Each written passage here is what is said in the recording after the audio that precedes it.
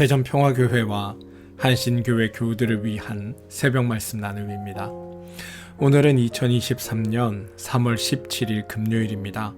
오늘 하루 하나님의 크신 은총과 위로하심과 복주심이 말씀을 들으시는 여러분들과 함께 하시기를 소망합니다. 오늘 함께 나눌 말씀은 마가복음 3장 7절로부터 15절까지 말씀입니다. 마가복음 3장 7절로부터 15절입니다. 예수께서 제자들과 함께 바닷가로 물러가시니 갈릴리에서 많은 사람이 따라왔다. 또한 유대와 예루살렘과 이두메와 요단강 건너편과 그리고 두로와 시돈 근처에서도 많은 사람이 그가 하신 모든 일을 소문으로 듣고 그에게로 몰려왔다.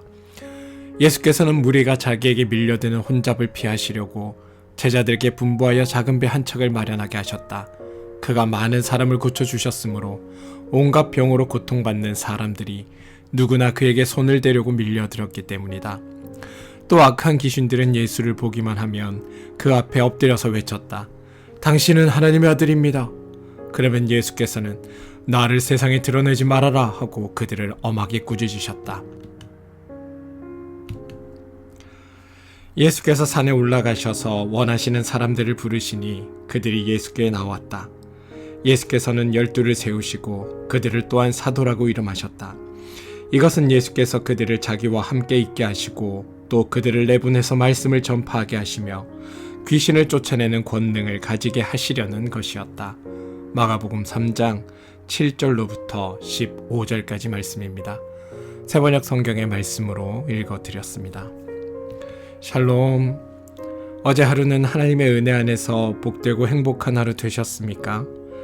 여러분의 삶을 도우시는 하나님의 도우심을 여러분들이 보고 경험하셨습니까?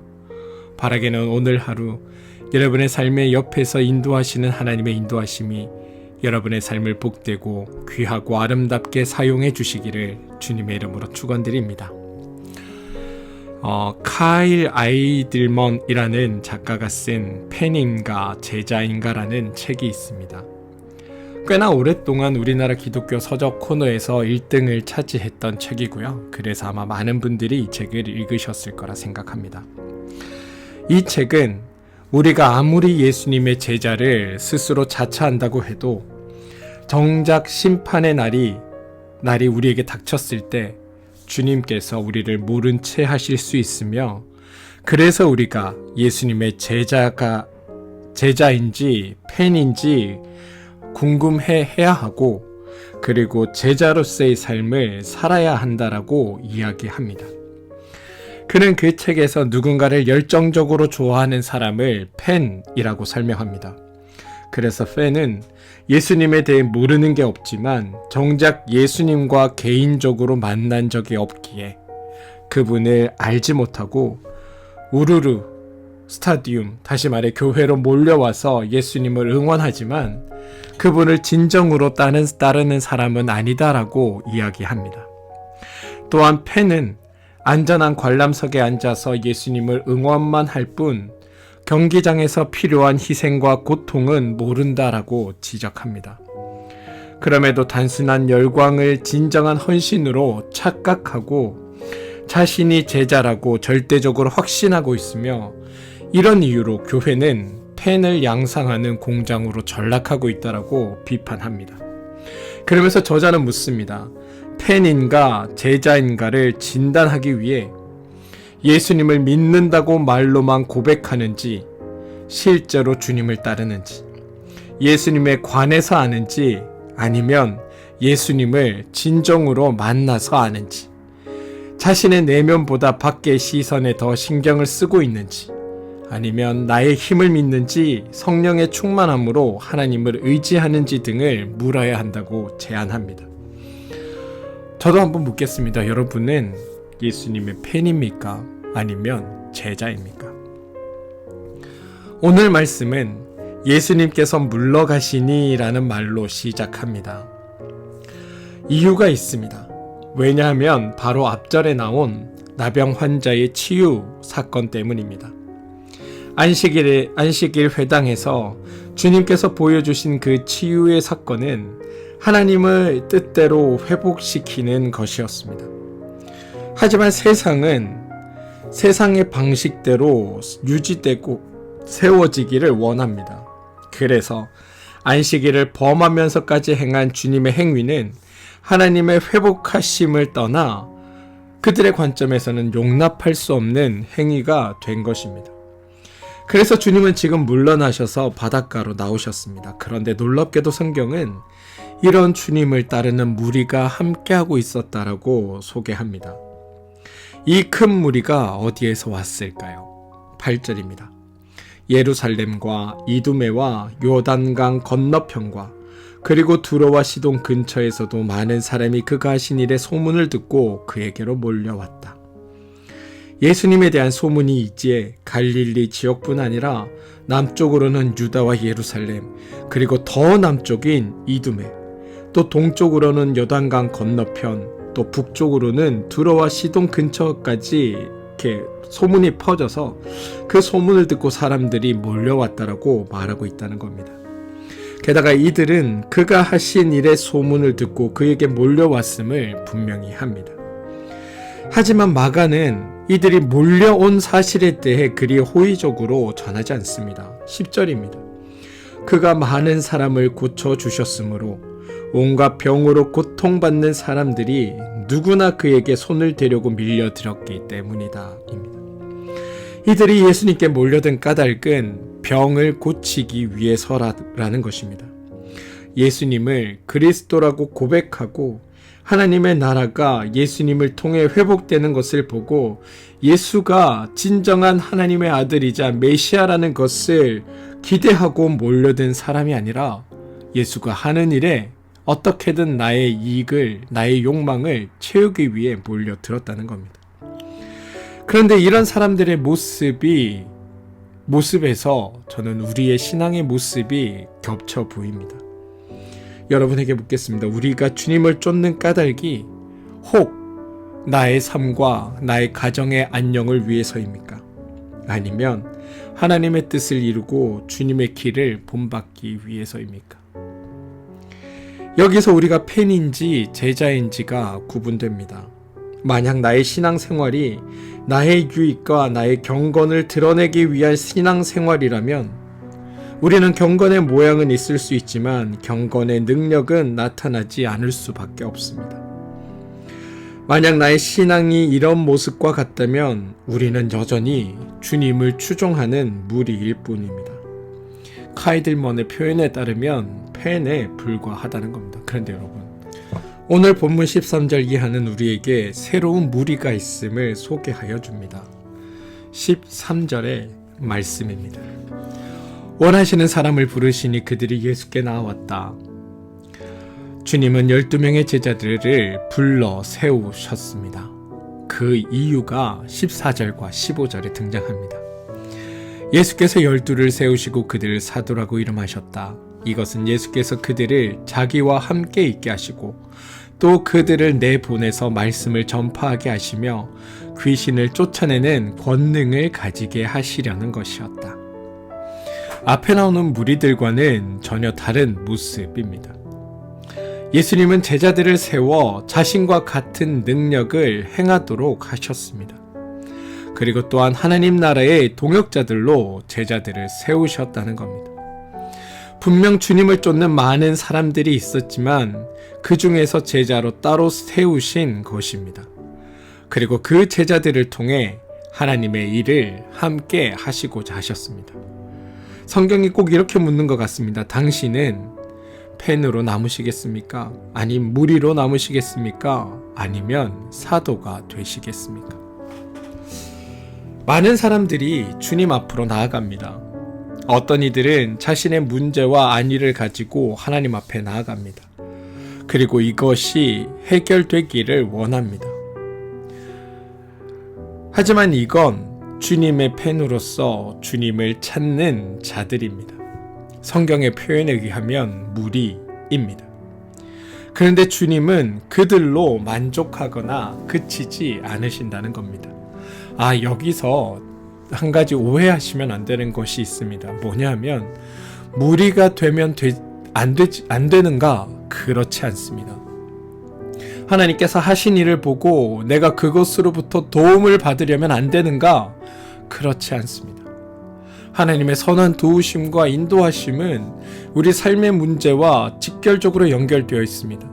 하나님은 하나님의 성도들이 주님 안에서 행복하기를 바라십니다. 그런데 세상의 문제가 하나님 안에서 해결되지 않고 우리가 행복할 수 있습니까? 그렇지 않습니다. 하나님도 누구보다도 우리의 이 땅에서의 소망과 행복을 원한다는 겁니다. 그런데 문제는 우리의 신앙이 그것을 얻는 것에서 그친다는 것입니다. 하나님께서 주시는 그 은혜와 소망을 경험하고 하나님께서 해결해 주시는 그 은총을 경험했다면 그 다음에 스텝을 밟아가야 하는 겁니다.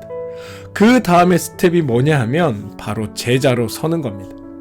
처음 시작은 하나님을 향한 팬의 마음으로 주님을 쫓았다면 하나님의 은혜를 경험한 사람은 이제 제자가 되어야 하는 법입니다. 그런데 여전히 우리는 제자로서의 길을 걷지 않고 팬의 자리에 머물고자 합니다. 하나님이 주시는 은혜만을 경험하고자 합니다.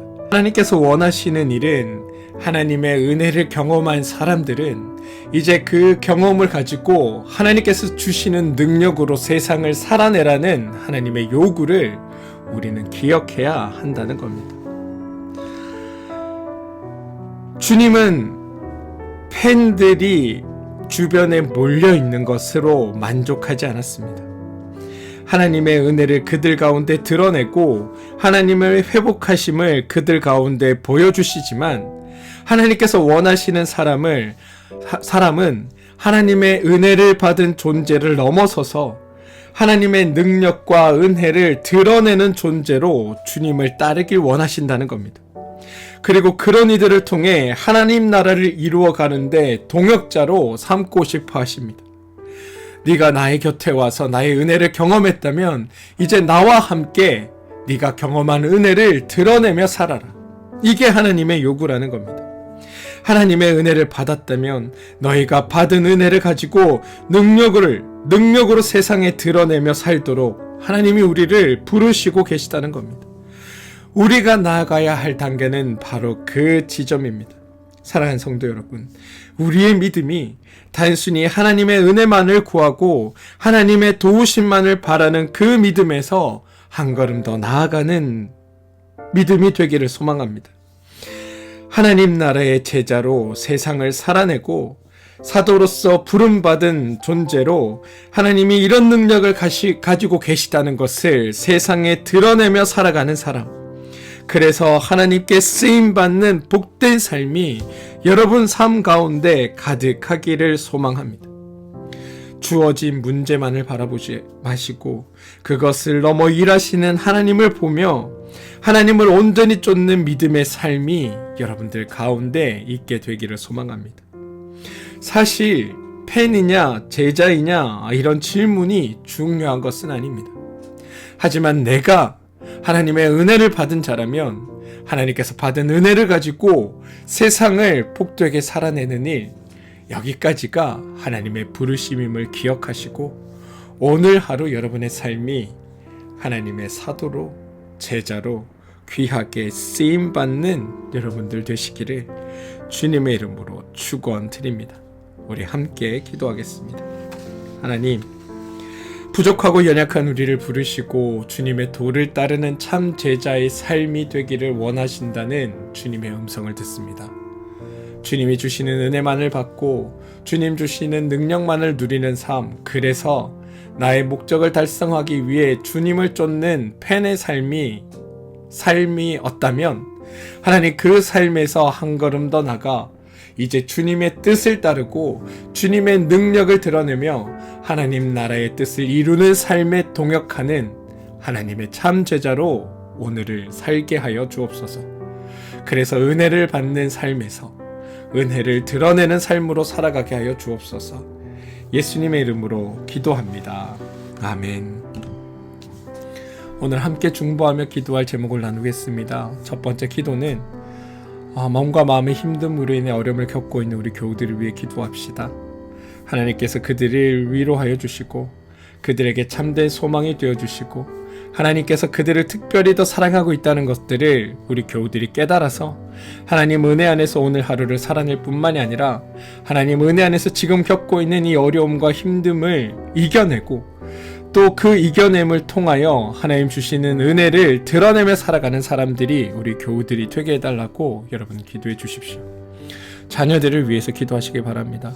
우리 자녀들의 삶에 하나님 도우심과 능력이 함께하여서 우리의 자녀들의 삶을 이끄시는 하나님께서 우리의 자녀들의 삶을 복되게 해주시기를 여러분 기도해 주시기 부탁드립니다.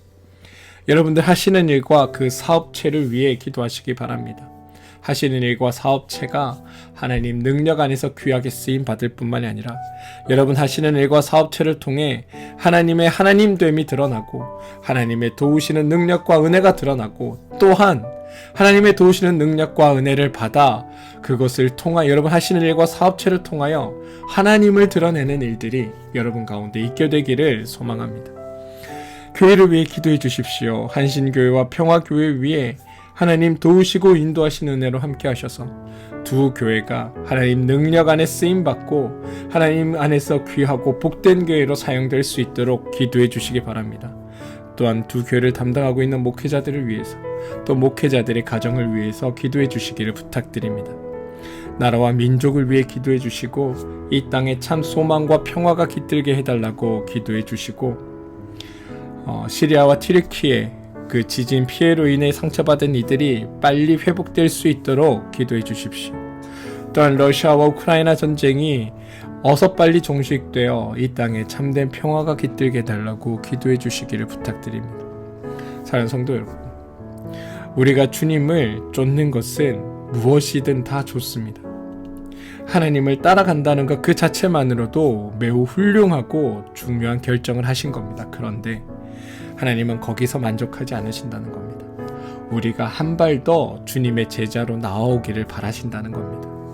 팬, 좋다. 그들도 내가 사랑하는 이들이니 그들에게 은혜를 베풀겠다. 그런데 거기에만 머물지 말고 진정으로 나를 따라서 하나님 나라의 영광을 위해 너희가 함께하면 좋겠다.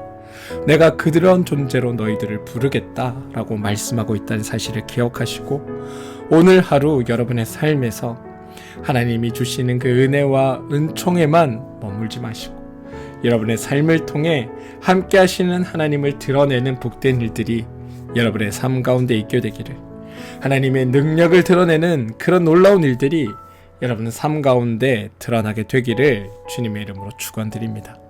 그 일을 위해 하나님은 우리를 부르셨고 그 일에 순종하는 이들에게 하나님은 능력을 베푸실 것입니다. 함께 기도하겠습니다.